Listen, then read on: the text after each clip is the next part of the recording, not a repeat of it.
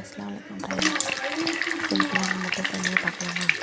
அதுக்கு ஒரு கடாயில் 2 முட்டையோட கொட்டி கொஞ்சம் வச்சுக்கிட்டு கொஞ்சம் பப்பரத்தில் போட்டு கொஞ்சம் நேரம் வச்சு அப்படியே கொஞ்சம் ஒரு மாதிரி இருக்கும்.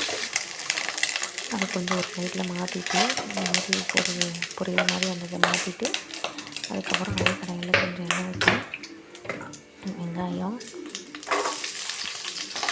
வதங்கினாலும் உப்பு கொஞ்சம் வெங்காயம் வதக்கிக்கலாம். நல்லா வதக்கிட்டு இஞ்சி பூண்டு பேஸ்ட் கொஞ்சம் போட்டுக்கலாம். வதங்கினாலும் கொத்தமல்லி தழை கொஞ்சம் தக்காளி போட்டுக்கலாம். வதங்கினாலும் கொஞ்சோண்டு பிரியாணி மசாலா போட்டுக்கலாம். தண்ணி ஊற்றிக்கலாம்.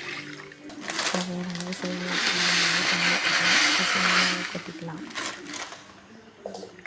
நல்லா கிண்டி விட்டு தண்ணி ஊற்றினாலும் கொஞ்சம் மல்லித்தூள் போட்டுக்கலாம். அப்புறம் நம்ம வறுத்து வச்சுருக்க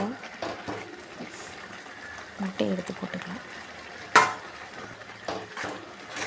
அவ்வளோதான், ரெடி பண்ணி சுவையான சிம்பிளான குயிக்கான முட்டை சேமியா ரெடி. பிரியாணி கிரேவிங்ஸ் இருந்தால் டக்குன்னு இதை செஞ்சு சாப்பிடுங்க. சுவையான சேமியா ரெடி, வாங்க சாப்பிடலாம். அஸ்ஸலாமு அலைக்கும்.